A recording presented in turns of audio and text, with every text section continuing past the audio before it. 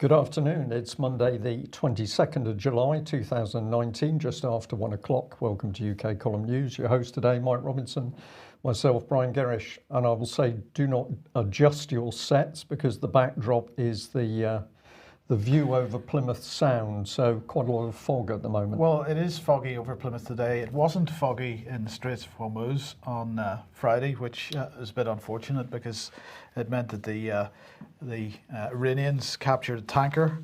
So this was a Stena Impero seized by the Revolutionary Guard on Friday. This was after Tehran said that the tanker was violating international maritime rules. Well, the Iranian press have released some images of this today. There were video over the weekend and so on. They did get these images out despite the fact that Twitter has now suspended, I think, 4 separate Iranian media organizations suspended their accounts. So they can't be pushing out any information from the Iranian side at all. We're apparently not supposed to know what they have to say, Brian. Well, no, and we're going to have a look at how some of the Western media has been compiled around this incident. So it's beginning to look as though on one hand we've got a coordinated media response, and on the other hand we're going to block the Iranians from being able to put their side of what's happening. Absolutely. So over the weekend, a recording was released of radio exchanges between HMS Montrose and the Revolutionary Guard. The Iranians can be heard saying to the British that it wants to inspect the tanker for security reasons. Well, that tanker was seized, and the UK mission to the United Nations, New York, on behalf of the UK government, sent a letter to the President of the United Nations Security Council setting out the facts of the incident. So this is the rapid response mechanism at work here, because of course, if you remember back in June last year, yes, June 2018, Theresa May was at the G7 conference in Canada and arranged with all the other G7 countries that they would agree a narrative and that they would make sure that that narrative was presented at every opportunity. Now, of course, the Iranians themselves saying that this was a tit-for-tat incident to retaliate against the fact that the Royal Marines had helped seize the Grace 1 off the coast of Gibraltar. That was earlier in July. And Jeremy Hunt, of course, had stuff to say about this. He had a fairly long conversation with the Iranian Foreign Minister, Javad Zarif, on Saturday. Hunt says it was clear from talking to him and also statements made by Iran that they see this as a tit-for-tat situation following Grace 1 being detained in Gibraltar. Nothing could be further from the truth, said Hunt. Grace 1 was detained legally in Gibraltar because it was carrying oil against EU sanctions to Syria, and that's why Gibraltarian authorities acted totally with respect to due process and totally within the law. He said that the Impero was seized in Omani waters in clear contravention of international law. It was then forced to sail to Iran. This is totally and utterly unacceptable. He went on to say that this was clearly in contravention of sorry, that's the one I've just shown. This was the next statement he made, that he will stay in close contact with his French and German counterparts, because over the weekend he was on the phone to them, and the rest of it is, I think, slightly speculative, because EU defence is at the core of his thinking for the future relationship after Brexit. I think that's absolutely the case. But nonetheless, he did speak to his French and German counterparts, and they basically said that they were very concerned and that they would be continuing to work together to deal with the situation. Now, how Britain is going to actually deal with that, of course, remains to be seen. Hunt is expected to give a briefing to the House of Commons later on today, and to BBC, a whole bunch of others reporting today that Theresa May is once again chairing a COBRA meeting today. There have been other COBRA meetings taking place over the weekend to discuss the potential response. We haven't heard as yet what form that response might take. No, this is true, but of course We need to be reminding people that the backdrop to this is for major military action against Iran. So this isn't just simply incidents with tankers. The backdrop is that the Americans in particular have been unbelievably aggressive with wanting to take on Iran, and the UK as usual is following along with that line.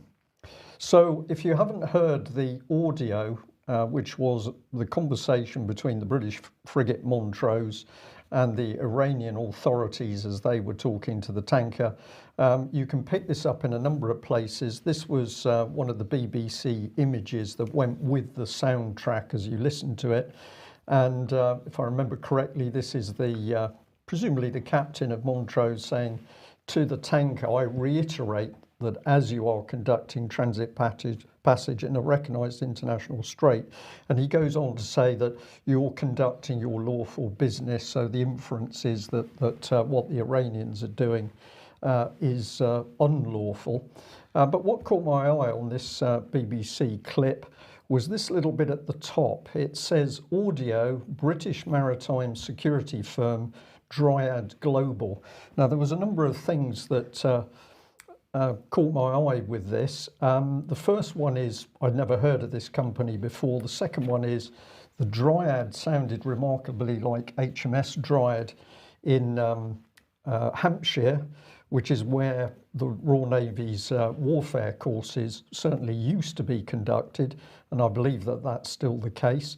So that seemed to be a little bit of a coincidence, but I was just curious as to who they were. And let's have a look at what we discovered. Well, this is Dryad Global tweeting out, "I want to inspect the ship for security reasons. Hashtag exclusive VHS audio from MV Stennet Impero and British warship HMS Montrose. Please confirm that you are not intending to violate international law. More evidence showing no legal basis for the seizure, ?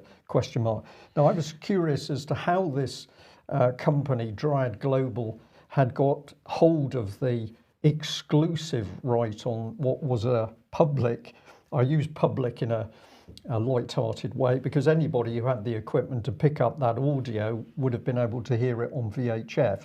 But nevertheless, this company suddenly says it's got the exclusive to the conversation a British warship was having with the Iranians and the tanker. So who released this, Mike, is an interesting question. Well, it goes on. They did a whole series of tweets. So this one has a little bit more of the conversation. "If you obey, you will be safe. Alter your course." That is what the Iranians were saying. "If you obey, you will be safe. Alter your course." And then ... "Under international law, your passage must not be impaired, impeded, obstructed or hampered." That's what came back from the British frigate. So where does this take us? Well, more tweets, very good information on the Gulf situation from Phil Diacon. And we've got Dryad Global again. "The US is turning the screw further on Iran's already faltering economy, and Britain finds itself in an awkward position." So now we've got a bit wider comment on this, Mike. And of course, the image attached to the clip is Al Jazeera. We're going to come on to their report in a second. But here is Phil Diacon himself. Very good information on the Gulf situation. And now we've got a picture of this gentleman. So jump to Al Jazeera's, and this is part of their report on the tanker incident. And in the backdrop, you can see their key people. Now we've got Dr. Ansira Basiri Tabrizi, who's a research fellow at RUSI. So this brings us more or less back into the British government, really, Mike. And as David Ellis would certainly say, RUSI is really UC, because this is totally part of the European Union system.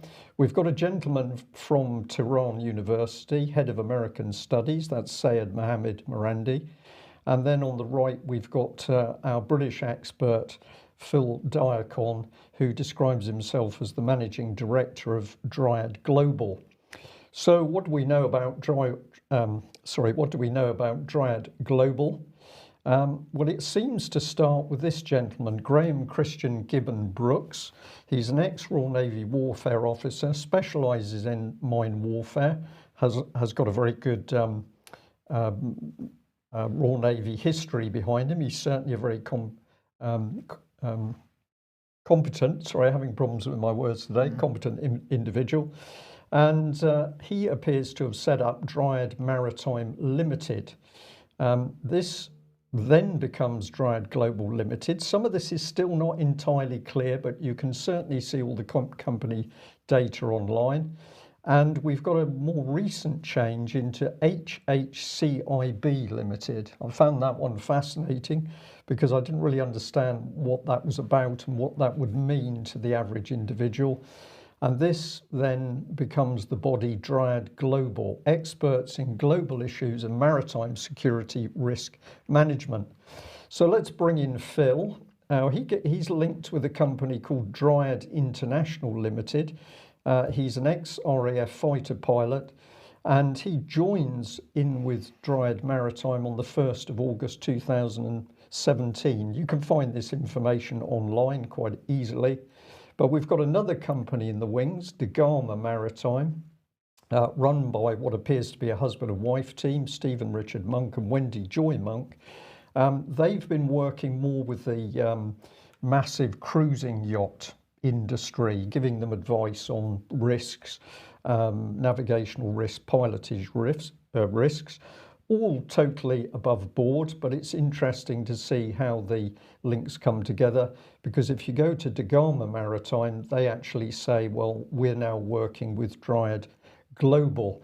So it's a nice little circular system, and we say, okay, what's particularly interesting in that? Well, let's come back to Mr. Diacon here, because if you look at some of the images, some of the information online, we can start to see that we're linked in with a particular company called Evoke International. And when you're looking at his data, the website named appears to be the Evoke one. So that was quite interesting. Let's have a look. Here's Evoke on the website, Evoke International. And if we get into the detail of that, top left in the blue box, it's saying that basically we are a company that supports military veterans, and we're also a company supporting women and run by women. So this seems to provide some sort of background to the original startup of the Dryad companies. But they're also saying that basically their job is to change perceptions. Very, very big, very powerful media company. And if you get into the detail here, you can say, well, of course, they've been working with the US military, US Department of Defense. So this is a very high-level company that clearly has got immense power and clout in the Middle East and other places. For propaganda? Well, it's for everything, because they're talking about media campaigns, they're talking about changing the way people think, they're talking about controlling media. And really you need to go to this one here, because it says Evoke uses a comprehensive range of media to effect change across commercial, political, cultural, social and psychological boundaries. It's sensitive and low key. We've certainly found that, and adept at matching medium and content to the environment and culture. So you start to say, well, who are these people? And this is where it gets very interesting, because we can bring some of them in here. We've got Barak Sina, who's the gentleman second in from the right of your screen. So Middle East Research Fellow at the Royal United Services Institute. So in the original interview on Al Jazeera, then they had somebody on from RUSI, yeah, and then they had somebody on that was linked to RUSI. So yeah, through a broader connection, but still, it seems all a bit incestuous. It's a bit incestuous. It's a bit difficult to find out who's who, who's actually working with who and who's not. But this is the whole point of talking about it. If anybody can help us with some of these links, we'd be delighted for that help. But this gentleman, Barak, we've got Barak Sina. He's lectured at NATO Parliamentary Assembly and led numerous strategic workshops at NATO.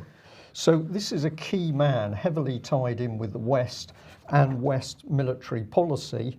But now we're beginning to wonder whether this is an organisation helping set the scene for the media reporting as to what's happening with the tanker. He was instrumental in helping to found the Henry Jackson Society. And of course, he's been a journalist speaking on the BBC, Fox News, Voice of America, etc., etc. So that's all very interesting. Let's bring in another couple. We've got Stephen Didier. He's the gentleman with the goatee beard, third in from the right. And he's got 26 years of experience as a government professional in law enforcement operations. So this is a man with law enforcement training, homeland security, types of training, ammunition. This is a very heavyweight man. He's dealt with the US Department of Homeland Security's Federal Law Enforcement Training Center, but he's also saying that he's been employed really with worldwide US and allied agencies, helping them train all of their anti-terror and law enforcement training. And now he's in the media. And now it would appear he's partly in the media.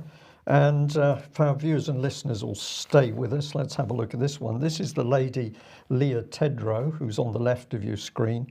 She's a seasoned strategic communications, internal, external marketing expert, specialising in mass media and public relations campaign in conflict, post-conflict and developing countries, with over 20 years experience in global media. And what's her background, Mike? Well, her background was 11 years experience in the US Army as a military broadcast journalist, producing multiple award-winning programs and documentaries. And then she's really boasting that she went on to be very active as a US strategic communications campaigner in the Middle East, where she says that at one point they put together a project which grew, and ultimately, if the information on this website is to be believed, it was worth £20.6 billion. So these are pretty heavyweight people that seem to be in somewhere into this very foggy, soupy mix, helping create the media environment in the Middle East at the moment. Well, we can add a little bit more. Let's come back to the original founder of the Dryad Company. I just remembered that when I read through a report on this gentleman from the Business Insider, there was this little one. When I started the company, I was mentored by personal friends and owners of a technology company who are advocates of ex-servicemen and helped me develop a business plan for the concept. So that's all positive stuff, but he doesn't name the company. I just wondered whether it was actually Evoke. I haven't been able to get in contact with this gentleman today, but it's interesting that Evoke says a service-disabled veteran and woman-owned business in strategic communication, international strategic communications and marketing. So I think we're going to say to people, rather murky, difficult to pin down who's who, but fascinating how these individuals are suddenly being used to report on the situation with the tanker in Iran. Now, earlier you suggested that Britain was following along behind the US policy on this, and I do question whether that's the right way to look at it, actually, because what you've presented seems to be that we're attempting to drive this narrative at the moment. We're well in the forefront on that, Mike, without question. Absolutely. So, but, you know, again, we come back to this issue of Iran and the United States and the sort of the two-faced nature of the Trump administration, because of course, as you say, some people within that administration being very aggressive against Iran. But the question is Trump actually still aggressive against Iran? Politico last week reported this: Rand Paul angles to become Trump's emissary to Iran. And on the 18th of July, was that Thursday last week, Trump denied this Politico Politico story, he said that he and Rand Paul had not been planning for Rand Paul to meet the Iranian foreign minister on his behalf and so on. But by the weekend, that position had changed, because this was remarks by President Trump before Marine One departure on Friday, I think. In this, Trump had decided to change his tune, because he was asked, what does Rand Paul want to do for you on Iran, or what do you want him to do? And Trump said, well, Rand is a friend of mine. He said, Rand asked me if he could get involved. The answer is yes.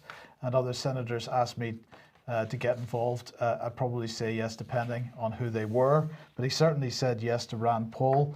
And according to AL Monitor here, Iranian foreign minister has met Rand Paul in New York to feel out possible US-Iran talks. So we'll see what happens with this, but certainly the initial denials from Trump that Rand Paul was involved with this have turned out to be not the case, and he's finally changed his tune on that, but we'll see where that goes. Okay, well, one of the places it might go is to military matters, because the Daily Mail highlighting that we've now got, not surprisingly, more retired admirals saying, well, actually, part of the problem with what's happening in the Gulf at the moment is that the Royal Navy simply does not have enough ships to do the job. And although they're talking about a second frigate being sent to the Gulf, the reality is that frigate is supposed to take over and relieve Montrose. But at the moment, it could be that we're going to increase the number of frigates in the Gulf to 2. But this is going to put the Navy under immense pressure, because basically there aren't enough ships. And part of the Mail article is this little infographic. So it's got the present day situation at the top of that graphic. Aircraft carriers cost $3 billion. Problems, no fast attack jets. Destroyers 6. Brackets 4 in maintenance. Now, we actually know that of the Type 45 destroyers they're talking about, there have been periods when all 6 of them have been out of action. Frigates 13, 6 in maintenance, similar disastrous situation. Submarines 10, well, that's a little bit disingenuous, because 4 of those are the bombers and 6 of the Astute class. Lots of problems with the Astute class. Then we're going back to the Falklands era, 1982, 4 aircraft carriers, 13 destroyers, 47 frigates. So this is the fleet slaughtered in order to get parity to bring in EU Defence Union. But of course, they've cut too much, and now they can't run the policies they'd like to. But if we summarise a bit, we've got aircraft carriers with no aircraft. They're not expected to have those aircraft on board the carrier till well into next year. We've had a little flooding problem on board the carrier. We've got Type 45s. We've had periods with none of them operational, many problems at the moment, and one alongside permanently. We've got Type 45s that can't operate in warm water, so presumably the Gulf's a bit of a problem there, Mike. We've got masses of submarine defects and poor availability, and then of course we can't recruit the people we should have. So this is all pointing to effectively breakdown of the British military. But of course what they're focusing on here is the actual hardware. I don't know whether they said anything about staffing, Brian, because isn't it, aside from the, well, apart from the comment about recruiting shortages, but isn't it the case that in order to properly staff the aircraft carrier, they have poached staff from other ships? That's correct, Mike, and that's happening with the amphibious ships as well, that they haven't got enough to keep all of those ships at sea, so they simply move people around, whilst basically the Ministry of Defence is not telling the general public the truth about what's happening. But interestingly, this article led us somewhere else. Let's have a look, because if you followed it down online, you came to this sub-headline, Choke Point Charlie, patrolled by 2,000 Iranian speedboats, why the Strait of Hormuz is one of the world's most chaotic and volatile shipping channels. When I see that headline, I thought this is spin, but we carried on reading through. So we've got some pretty exciting graphics showing where the tanker was taken into the Iranian port. The Royal Navy's nickname for the strait is Choke Point Charlie. Larger vessels are obliged to transmit their position, but those rules do not apply to the numerous smaller craft. And then it says, I spent my formative years in the RAF before founding a maritime intelligence service. And I was curious about that. I'll just give you this graphic because what are we doing now? We're ramping up towards more of a wartime scenario, getting in people's minds that this is a real crisis where the military are being ramped up. But who produced this little article?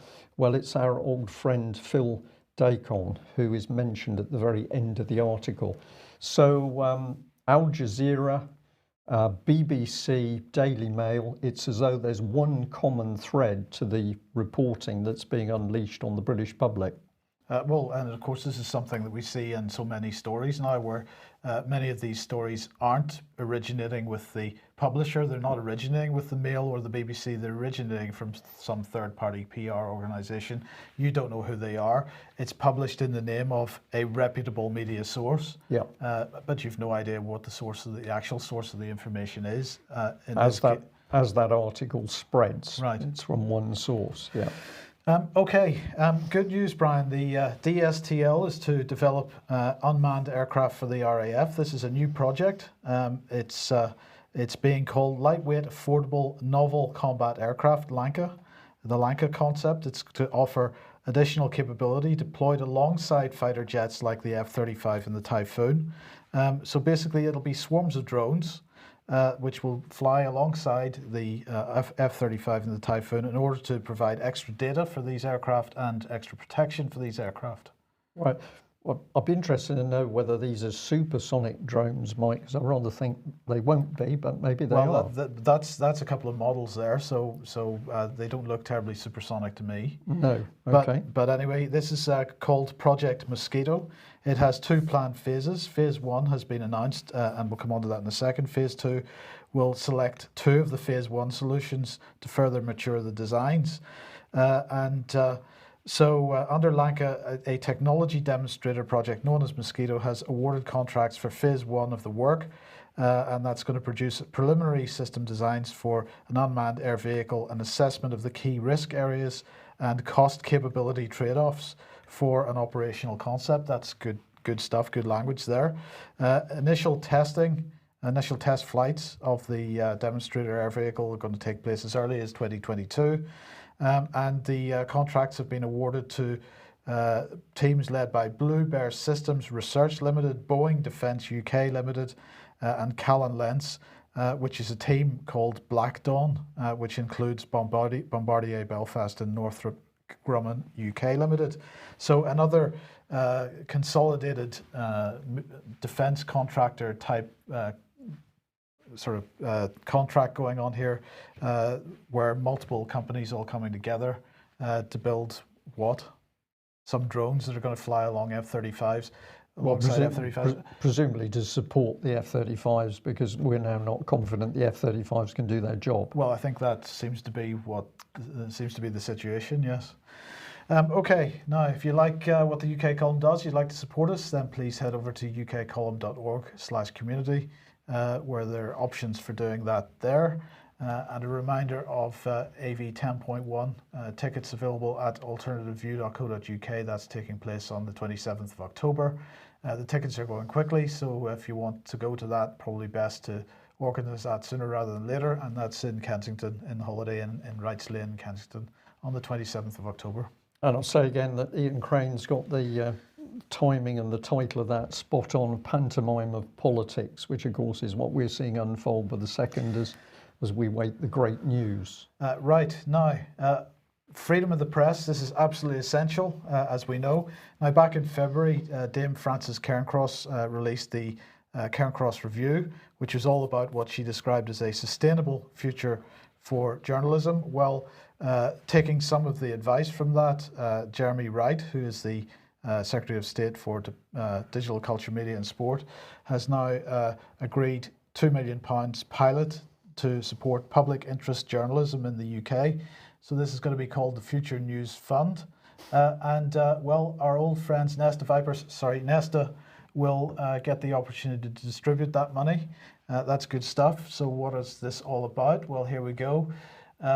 It's going to have particular focus on helping providers of local and regional news. It will be used to fund a number of different initiatives, allowing publishers to test or expand new ways of providing sustainable public interest news. The government hopes these publishers will benefit from the fund's testing of new business models and greater use of data. And the pilot could also be used to fund a future news prize. So this is all good stuff. And well, here's Jeremy Wright. He had to say, a strong and independent press is vital for a healthy democracy to thrive, and the government is committed to securing its sustainability. I'm feeling much better for that. He went on to say, while we're still developing our full response to the Cairn Cross review, our plans to open a pilot fund now will help papers explore innovative ways to provide the public service journalism that citizens need and deserve. So the government will publish its full response to the Cairn Cross review later in the year. We will obviously report that at the time. But in the meantime, they are clearly attempting to build on the public service journalism initiative, which of course is one of the things that the BBC was funding journalists to report this type of local public interest news. We clearly want to control the narrative from the most local to the most national and international news. And the money's going to be made available to do it, Mike, of course, is the key thing, isn't absolutely. it? So do you think we might get a Nesta grant? No. No. Well, just to keep up people's confidence in our MPs, The Guardian here reporting this one Tory MP, Charlie Elphicke, charged with sexual assault. Prosecutors say MP faces 3 counts of the charge involving 2 women. Now this is going back some years, 2016-17. I think I'm correct in, a first offence in 2007 and a second in 2016. So it says here that basically he was suspended from the Conservative Party in November 2017 after allegations were made against him, were referred to the police. But on the 12th of December last year, the MP had the Conservative whip reinstated ahead of a confidence vote in Theresa May. I see. So it doesn't matter what criminal offences you're charged with. If it suits them to reinstate the whip because they need to try and get a vote through, then that's what's going to be done. Indeed. And I just encourage people to go to The Guardian and read this article because what you will see is that the Crown Prosecution Service has been threatening anybody who dares report you could possibly stop this man getting a fair trial.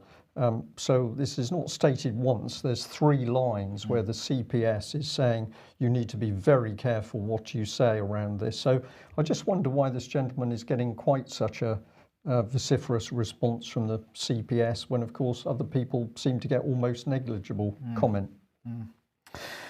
Okay, now the government is very concerned about how we confirm our identity online.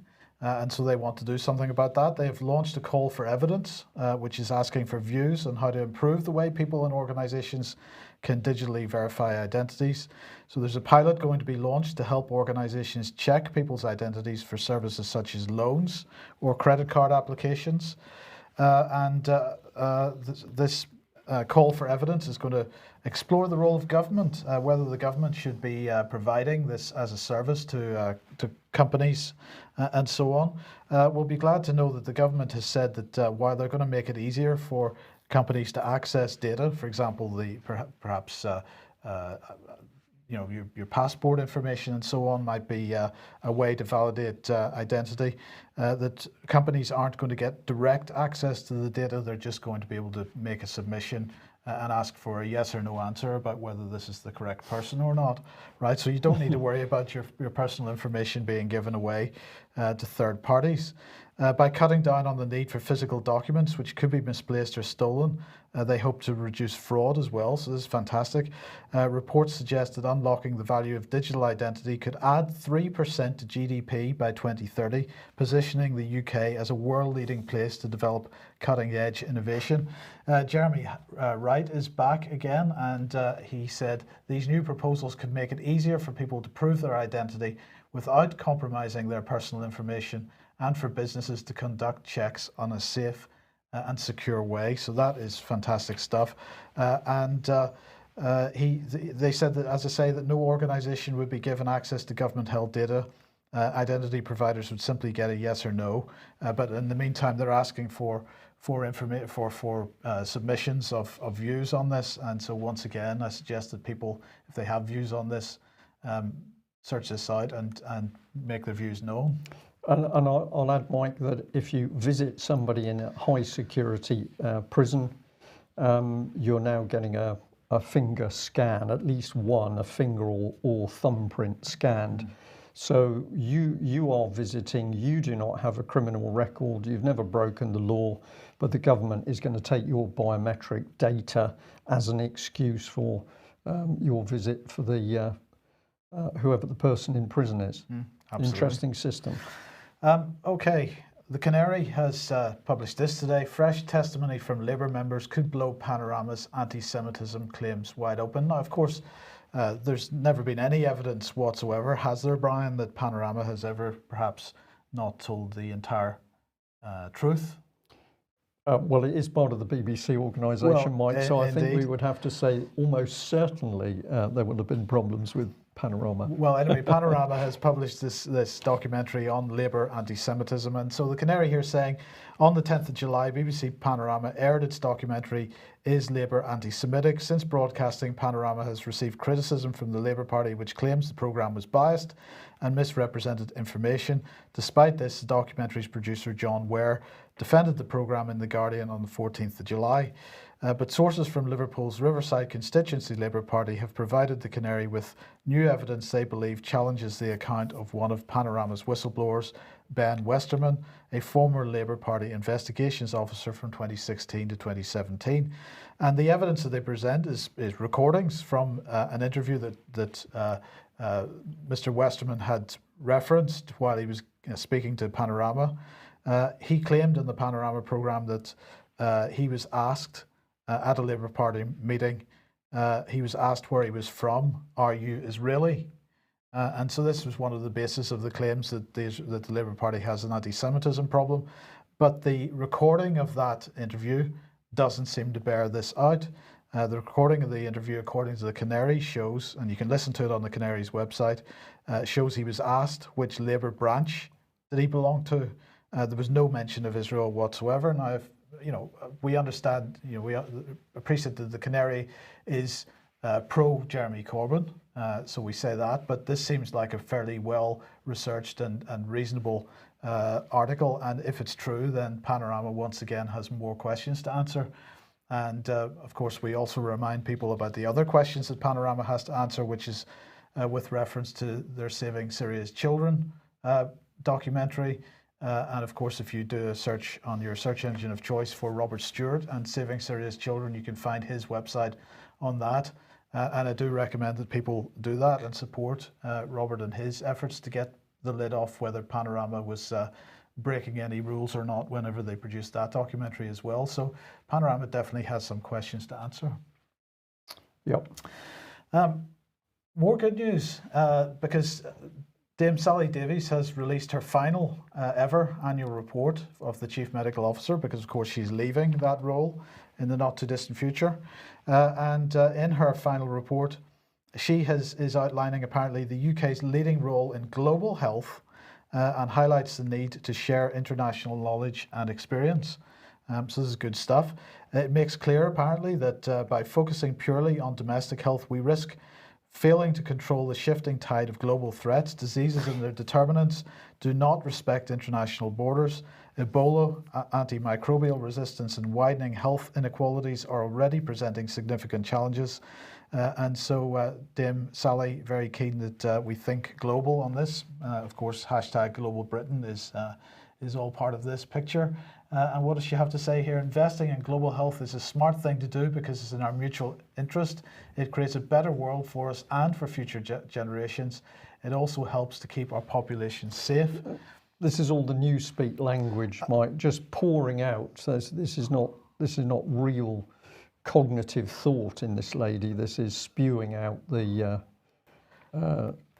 Well, absolutely. And what I couldn't work out, Brian, was that if we go back to there was no mention of global supply of wet wipes, no mention of that whatsoever. And in fact, Novichok wasn't mentioned in the Ebola was mentioned, antimicrobial resistance is mentioned, but there's no mention of the use of biological weapons in cities in the south of England at all. So no.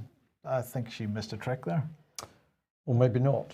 Well, what's coming? The Daily Mail here had this little interesting headline: computer software used to prevent people joining ISIS and the Ku Klux Klan could be aimed at anti-vaxxers to stop them spreading dangerous myths online.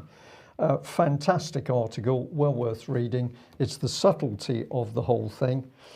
So it says here, anti-terror computer software could be used to target people spreading lies about vaccines.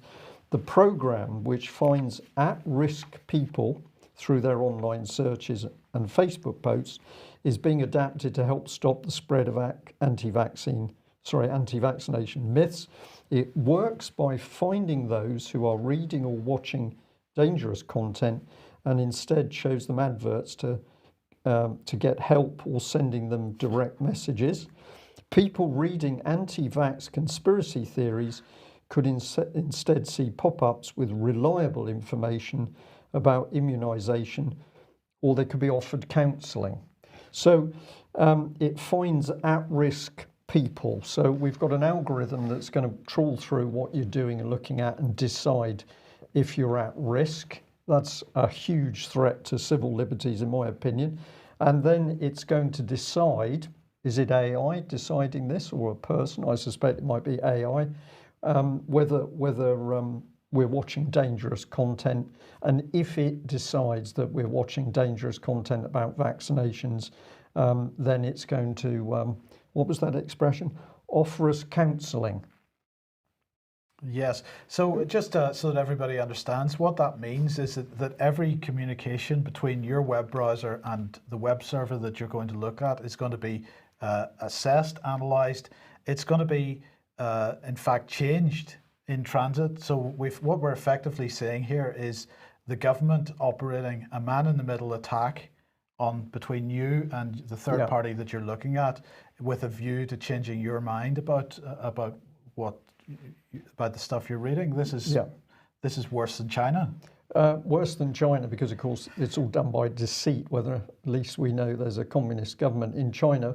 But thanks to the Daily Mail for putting up this graphic, because it says a report by Wellcome, the Wellcome Trust, estimated the percentage of people worldwide who believe vaccines are safe. People living in Europe have the lowest level of faith in immunizations, whilst those in the east of Africa and South Asia are most likely to believe they work. Now that's quite an interesting spread of opinion there, but they go on to say that common anti-vax theories include that the jabs don't work or give people the disease they're supposed to protect against, that the drugs contain dangerous heavy metals, or even that one of them is linked to autism. All are regularly debunked, and vaccines have been proven to be safe over decades and saved millions of lives. Nothing to back this claim up, of course. Tackling the spread of these myths, which is sped up by social media, is becoming an increasing priority of the government in the UK. So there you are. If you start to question and research the dangers of vaccines, you're going to be picked up by sort of anti-terrorism legislation, but they're going to offer you counselling at some stage. So presumably you're going to end up in the psychiatric gulag trying some of the injections if you dare question it. Brilliant system, isn't it? It is. So if you're listening to the UK column worldwide today, Really, we are the seat of everything: justice, morality. We're going to look after the world's health. What else are we going to do? We're going to stop all wars by invading Iran, probably. We're not going to do it. The British government is. Well, the British government is going to do it. Yeah, absolutely. Yeah. Okay, that brings us to the end of today's news. Thank you very much for joining us. We will be back at the same time on Wednesday. Bye-bye.